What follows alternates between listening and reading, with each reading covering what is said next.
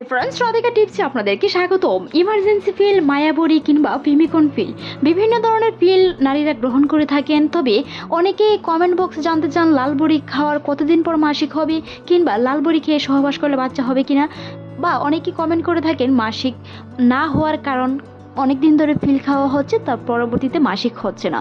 আজকের এই ভিডিওতে আলোচনা করব কয়েকটি কমেন্টের গুরুত্বপূর্ণ আনসার নিয়ে। আশা করছি ভিডিওটি মনোযোগ সহকারে দেখবেন।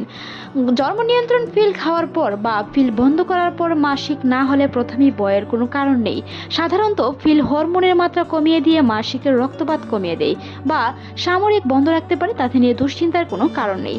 তবে নিশ্চিত হতে প্রেগনেন্সি টেস্ট করা খুবই প্রয়োজন। মনে রাখতে হবে, যদি আপনি নিয়মিত পিল খেয়ে থাকেন, মাঝে মাঝে গ্যাপ যায় কিংবা মাঝে মধ্যে খেতে ভুলে গেছেন, এরকম ধরনের কোনো সমস্যা আগে ঘটে থাকে, সেই ক্ষেত্রে যদি আপনি পিল বন্ধ করে দেন মাসিকের জন্য, যে আমি পিলটি বন্ধ করে দিচ্ছি, 1 সপ্তাহ কিংবা 10 দিনের ভিতরে আমি মাসিক হব, এই নিশ্চিত নিয়ে যদি আপনি বন্ধ করে দেন, পরবর্তীতে যদি 1 সপ্তাহ কিংবা 10 দিন 15 দিনের ভিতরেও আপনার মাসিকটি না হয়, পিল বন্ধ করার পর লাল বড়ি খাওয়ার পরও যদি মাসিক না হয়, তাহলে আপনাকে অবশ্যই প্রেগনেন্সি টেস্ট করে দেখতে হবে গর্ভধারণ হয়েছে কিনা কিংবা গর্ভধারণের ঝুঁকি রয়েছে কিনা।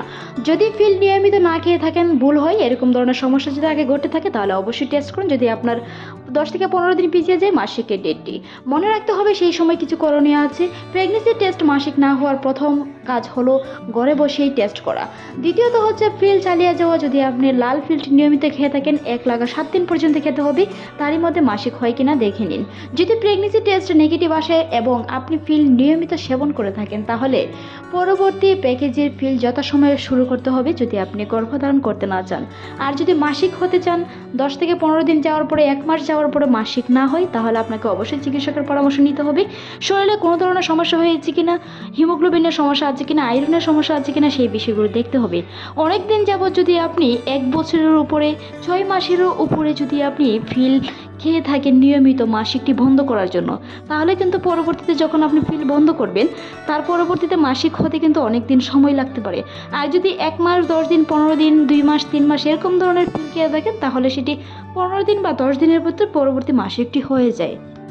যদি কোনো ধরনের ওষুধ খেতে ভুলে না যান বা কোনো ধরনের সমস্যার সম্মুখীন না হয়, পিল বন্ধ করার পর, পুরোপুরি বন্ধ করার পর মাসিক স্বাভাবিক কয়েক সপ্তাহ থেকে কয়েক সপ্তাহের মধ্যে হয়ে থাকে, সেটি 3 মাস পর্যন্ত সময় নিতে পারে কারো ক্ষেত্রে। একটি নারীর শরীর ভিন্নতাই, হরমোনের ওঠানামা অনেক সময় পরিবর্তনের কারণে বিভিন্ন সময় বিভিন্ন নারীর ক্ষেত্রে এরকমটা হতে পারে। কারো ক্ষেত্রে বয়সের সীমাবদ্ধতার কারণে কিন্তু অনেক সময় হরমোনের ওঠানামার কারণে মাসিক দেরিতে কিংবা পরবর্তীতে কয়েক মাসের সময়ের মধ্যে হতে পারে। যদি আপনার বয়সটি কম হয়ে থাকে, 25-এর ভিতরে হয়ে থাকে, তাহলে কিন্তু পিল বন্ধ করার কয়েকদিন পরে মাসিক হয়ে যায়। যদি আপনি বয়সটি 30 থেকে 45-এর মধ্যে হয়, তাহলে কিন্তু পিল অনেক দিন যাবৎ খাওয়ার পরেও পরবর্তীতে মাসিকটি দেরিতে হতে পারে, তাতে কোনো ভয়ের কারণ নেই। প্রেগনেন্সি টেস্টে নেগেটিভ আসে, কারণ বিশেষজ্ঞরা বলে থাকে এটি হরমোনের উচ্চতার মাত্রার কারণে মাসিকের চক্রকে প্রভাবিত করতে পারে, তাই সেটি বয়সের সাথে সীমাবদ্ধতার কারণ রয়েছে। মনে রাখতে হবে, তাতে নিয়ে দুশ্চিন্তার কোনো কারণ নেই। যদি বেশি গুরুতর সমস্যা হয়, তাহলে অবশ্যই চিকিৎসকের পরামর্শ নিতে হবে।